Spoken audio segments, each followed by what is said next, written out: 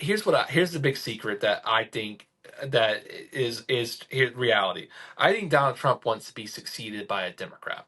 I think that Donald Trump actually wants Gavin Newsom to be president of the United States. That's my entire theory.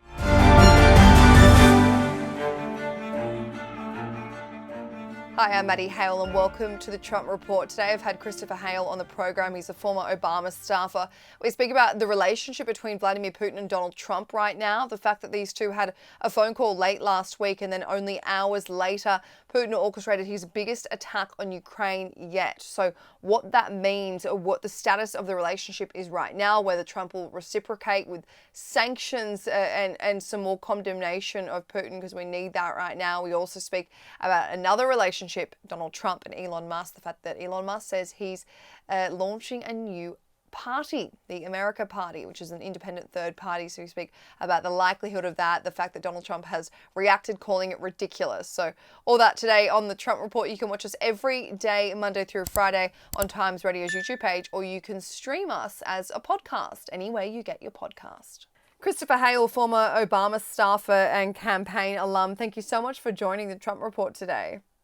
Thank you for having me. I appreciate it.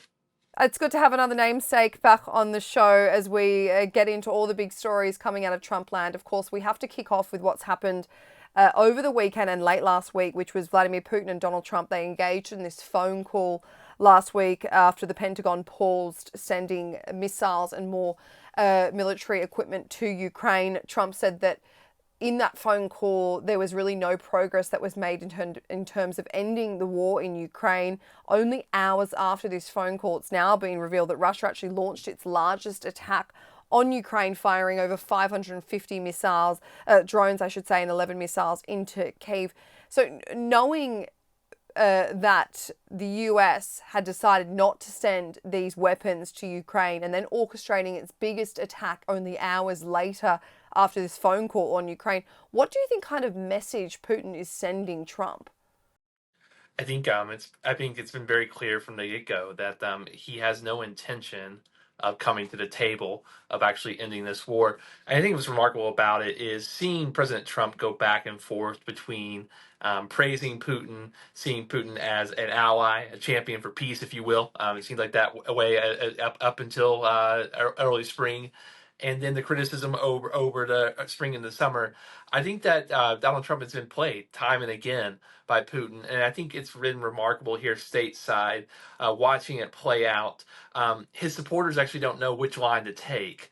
It's been interesting seeing the MAGA base to be at times saying that Trump is standing up to Putin, but also at times saying that Trump's standing up to Zelensky. The message that has been so prominent among MAGA is that President Trump is a president for peace.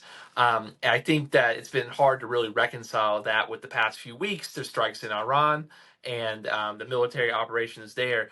And so I think there's a confusion about how to approach President Putin by President Trump.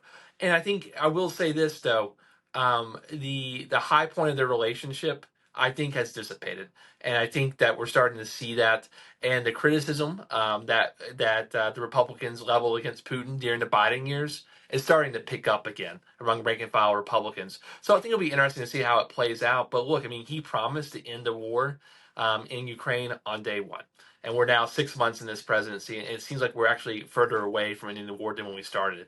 100%. And of course, there's been other conflicts that Donald Trump's been focusing on. But yes, he did promise to end it on day one, Christopher. But then Trump said on Saturday that he's very unhappy with Vladimir Putin and that he believes that Putin now wants to go all the way and keeps killing people. So I want to get your reaction to the fact that Trump is coming out and saying that he now believes that Putin wants to keep killing people, despite the fact that obviously actions speak louder than words. And this has been going on for 3.5 years now.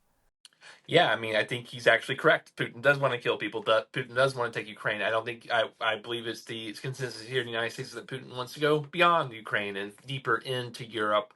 The reality of it is, though, that there is only one force stopping Putin right now, and it is Ukraine. So I think he's speaking out of both sides of his mouth.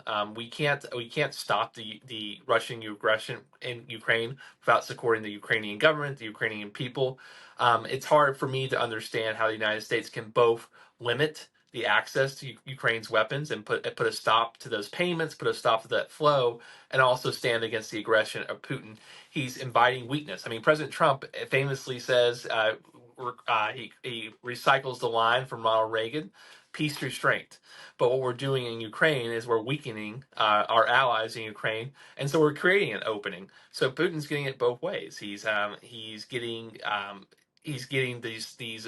these hopes of peace that are not coming to fruition, but he's also getting a weakened Ukraine, which doesn't have weapons sourcing. And so I think that Putin's playing right in. I think Putin's playing Donald Trump very well here. I think the reality of it is strangely enough, in the United States, what we're seeing in public polling, there was that the Republican pushback, the MAGA pushback against this war, the support Ukraine went down significantly in the past year. However, when Donald Trump started changing his tune on Vladimir Putin the past 2 or 3 months, there's actually been a creep of support, a slowing, increasing of support. So I think it'd be interesting to see how it plays out over the next 3 to 6 months. Once again, he calls himself a president for peace, peace through strength. But I think the reality of it is he's starting to realize this quagmire in Ukraine is actually his now.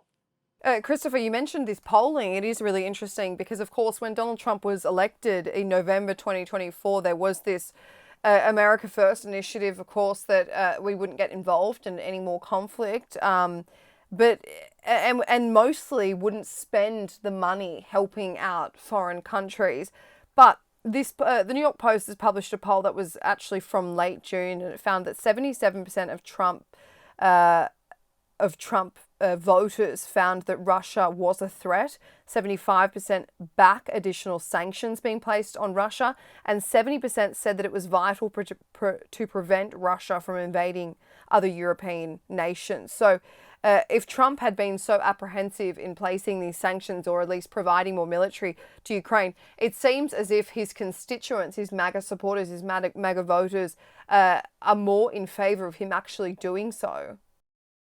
I think on the whole they are. I will say this though. I think those polls are moving up because President Trump controls his base. I mean, President Trump in the past 2 months in particular has spoken out against Vladimir Putin in ways that he has not in his 4.5 years of being president of the United States over 2 terms.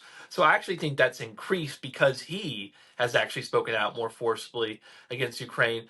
But that being said, I would say on day one, about half of the Republican Party in general, without President Trump playing any role whatsoever, finds those three things to be correct: that Russia is an aggressor, that Ukraine must be supported, and there must be no encroachment beyond Ukraine into Europe. I think it's really going to be President Trump's call, though, on how he moves forward that. And I think what's been interesting is he has dual bases here. He has the MAGA base, the what I call the OG, the 1.0, of the folks who were with him from the beginning, who are part of the No New Wars crowd.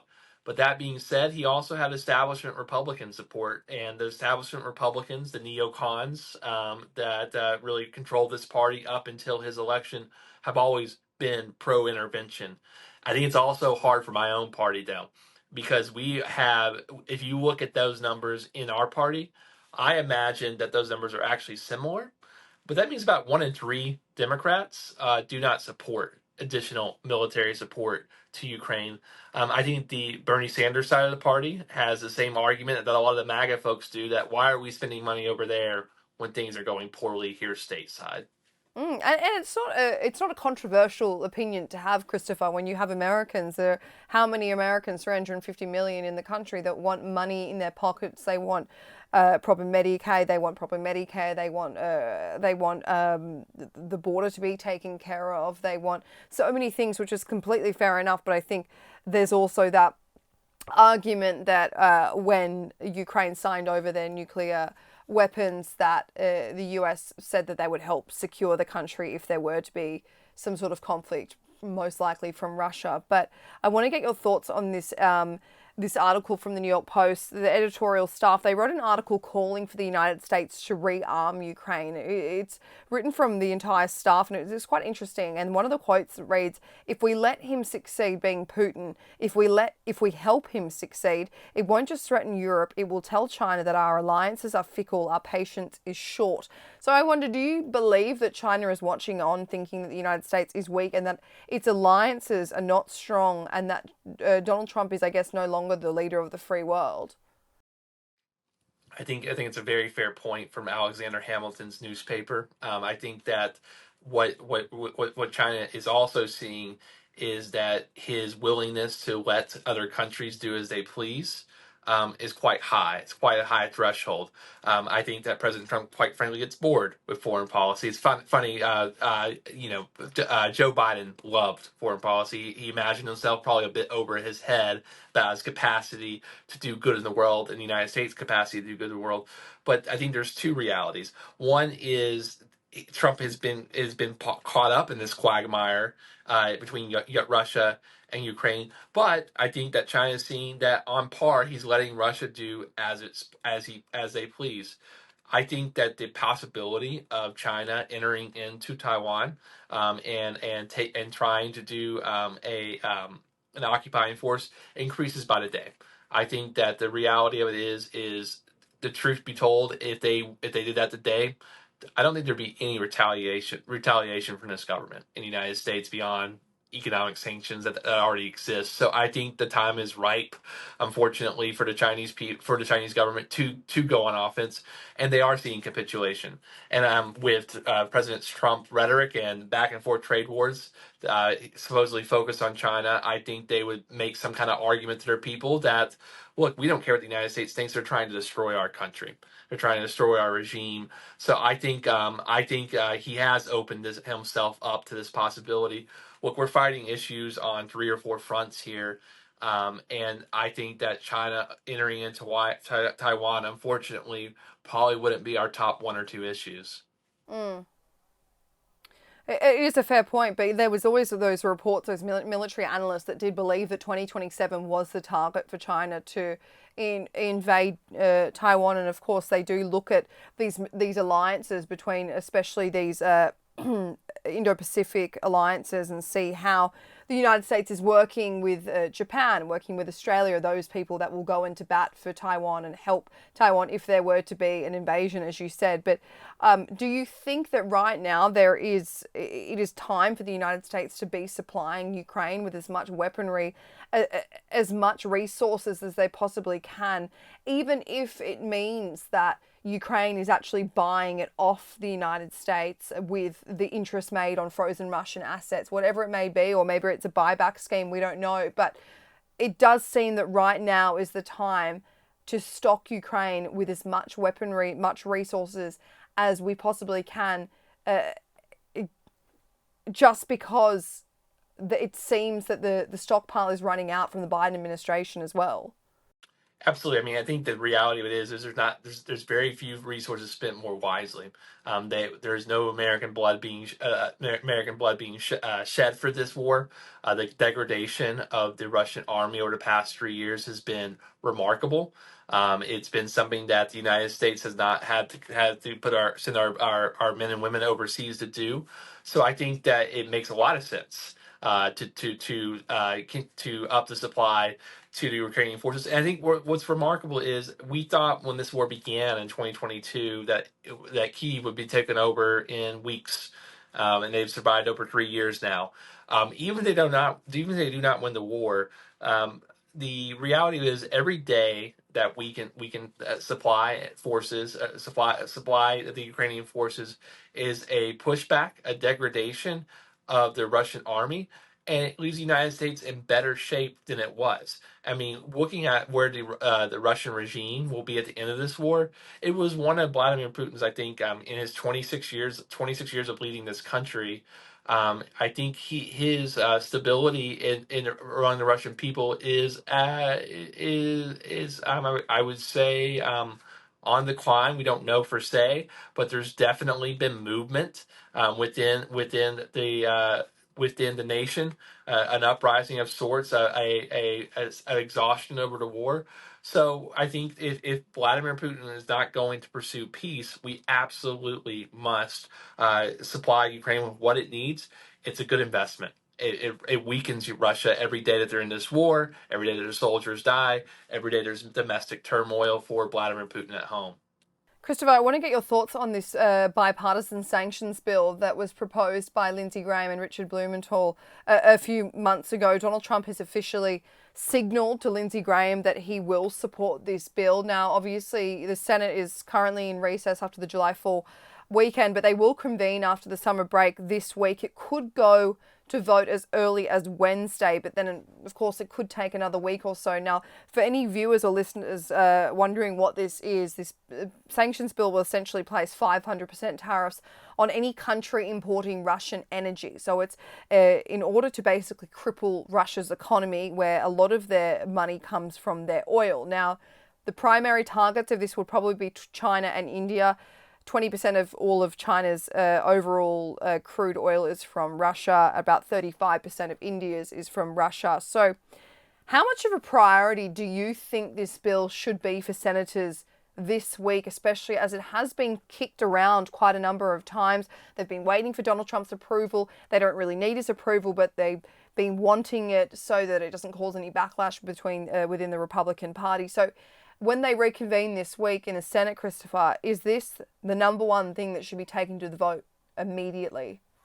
If I'm a Republican, the answer is yes, for two reasons. Number one, I think it's good legislation. Number two, in the United States, of course, we just passed the what President Trump called the Big Beautiful Bill. Very unpopular. It's got approval ratings about 35%. It's less popular than the president, which is always the danger when your signature legislation is polling below you. It's not a good position to be in. So just between in pure politics, for the president's party, they need to change the conversation. And so this bill gives them something new to talk about. The legislation going through Congress has been very slow, the slowest it's been in over a century, because President Trump want all his legislation to be through this one omnibus measure, the big beautiful bill. And so the power in Washington right now, the energy in Washington, the talk in Washington's all been at 1600. There's been very little play the U.S. Capitol. So I think for two reasons. Number one, the quality of the legislation, it would probably get 60, 70, 75 votes. And I think there would probably be a little bit of, there'd probably be a mix of the left and the right who would vote against it, but it'd be bipartisan legislation.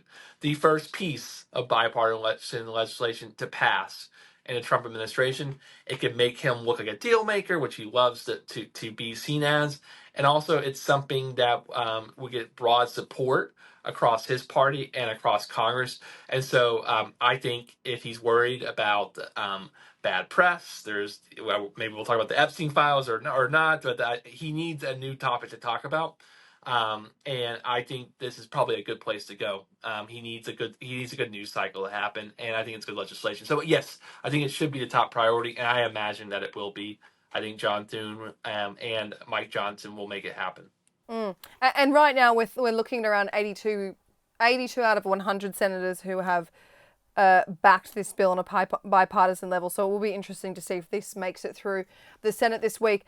Christopher, it's been over a month since Elon Musk made his famous exit out of the White House and then had his dramatic fallout with Donald Trump. He's now announced that he's starting his own political party, the American Party, an independent third party. He said, when it comes to bankrupting our country with waste and graft, we live in a one-party system, not a democracy. Today, the American Party is formed to give you back your freedom.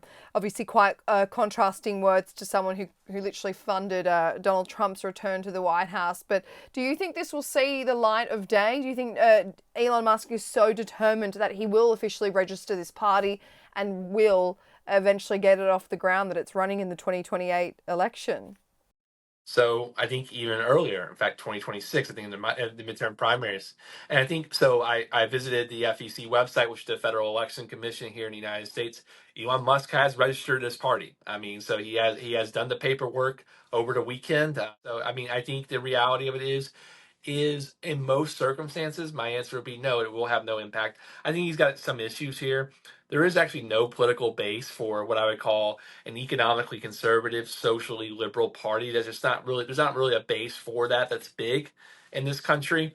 But our margins in the United States elections are always 2 to 5 points. So if he can get 2 to 3 points cave off Republicans, it's a great day for my party. The last billionaire to start a third party was a guy named Ross Perot. And because of him, Bill Clinton became president because of his third party run in 1992. I think that's also something this hasn't really been communicated. I think what's very clearly happening here is Elon Musk is running for president. I think that's like, we're talking about his party. I don't think there's actually been enough really insight to the fact he's not just starting a political movement to get people to run and to affect the elections in 26. I think he is running in 28. And I think that's great news for the Democratic Party. I say, I'll send him $1,000 check. Let's do it right now. I think he would not, number one, he would not. Ross Perot got about 18% of the vote. Elon Musk is the most unpopular American in this country in terms of in politics, and he complained last night that his numbers had tanked in the past year, and he's actually quite right. They have. I mean, his approval rating in 2024 was upwards of 60% in the low 20s now. So he has no fans, but if we can get 10% of Americans to vote for him, they'll probably be Republicans. So I say, have at it. Christopher, that's a pretty poor reflection on the Democratic Party if the only way that you get a Democrat nominee through is by having someone so much more unpopular than whoever the nominee will be. Look, I mean, I think that I'm part of a self-loathing coalition. Um, Julia Louise Dreyfus in Veep was saying one time. So she was speaking as she said, someone was saying you should really emphasize the fact that you're a woman, and she said, I'm not going to do that. Men hate women. Women hate women. Everyone hates women. But I think the reality of it is today, I think what she really should say is everyone hates Democrats. Like, we are a self-loathing party. We know how to lose elections. I'm here in Nashville today, where I am from, and just seeing the degradation of the Democratic Party across this country is sad. And it's a self-inflicted wound, but also too our Republican friends has just dominated culture. If what I think is so remarkable about the previous election is if you were not a heavy consumer of political content, which is most of the people in this country and most people around the world, you voted for Republicans, and that's because Republican domination of just mainstream culture has been profound. And I mean, my first boss was Barack Obama. We used to be cool, like we used to be the cool party. I will say this too about the Democratic brand. Um, we are considered the secular party in the United States. Irreligious maybe in second passage, but definitely the secular party. But I think at times we actually operate as a religious cult. We spend a lot of time punishing heretics and not a lot of time seeking converts. So if you're not with us on 100% of the issues, we chastise you, we chase you out, and so I think you're right. I think there is a weakness, and if we need exogenous measures to win elections, we'll take it. Wow, Christopher, that's a lot of self-awareness from you and a lot of reflection you must have had in the last 6 months. And I can't say uh, a lot of Democrats would have had that, but I think it's important for the Democrat Party to have stepped away and think, look, where did we go wrong and how do we get back that voter base? So it is really interesting, but I want to end on Donald Trump's reaction to Elon Musk starting his own party. He said, I'm saddened to watch Elon Musk go completely off the rails, essentially becoming a train wreck over the past 5 weeks. The only thing third parties are good for is the creation of a complete and total disruption and chaos. He, of course, called it a ridiculous idea to start a party as well, and also said that while the Democrats have lost their way, a third party just adds to the confusion. So, yeah, what is your reaction to Donald Trump's response to this? And I mean, if you're saying that Elon Musk will eventually run for the White House, that is, I guess, the ultimate betrayal to his former best friend. Yes and no. So I think let me give you just one caveat too. I think it's remarkable. Donald Trump's first real attempt to run for presidency of the United States was in 1999, 2000 under the Reform Party. So he was going to be a third party candidate. He was again running for the governor of New York as a third party. So this man utilized third parties throughout his, at times fledgling political career until he ran for president in 16. um, Let me say this though. Do you really think that Donald Trump wants JD Vance to succeed him? He wants to be no, I don't either. He wants to be the king, like of the Republican Party. He wants to be the MAGA hero. Here's the big secret that I think that is reality. I think Donald Trump wants to be succeeded by a Democrat. I think that Donald Trump actually wants Gavin Newsom to be president of the United States. That's my entire theory. I mean, he's lifted up Newsom in terms of making him a foil. Every time he I don't think we can cuss on this, so we tweet poorly about Gavin Newsom. That brings up Gavin Newsom's numbers in my party. He famously loves being a video producer, a television producer, stagecraft, and he said that he thinks Gavin Newsom looks presidential. I think that Donald Trump wants Gavin Newsom to be president of the United States. Probably because he wants him to become president and then ruin the country, and then he can say that he had the heyday and that the Democrats Sure. ruined it for him. Yeah, I mean, I also think the other theory that I have, since I feel like I'm becoming a conspiracy theorist on this. I think his dream is for Barack Obama to accept him. So I think his dream in this post presidency is that he gets that invite to Martha's Vineyard with Obama and they can play golf one time. I think he's been so upset from that 2011 White House Correspondents' Dinner. So I think he's keeping his eye on his post presidency. I think Gavin for president, him playing golf with Obama. I think that's his dream. Christopher, I mean, I'm hoping that you are a psychic and that he's replacing Elon Musk with Barack Obama and Gavin Newsom, and that is a one to watch situation. And Christopher Hale, thank you so much for joining the Trump Report today. Thank you for having me.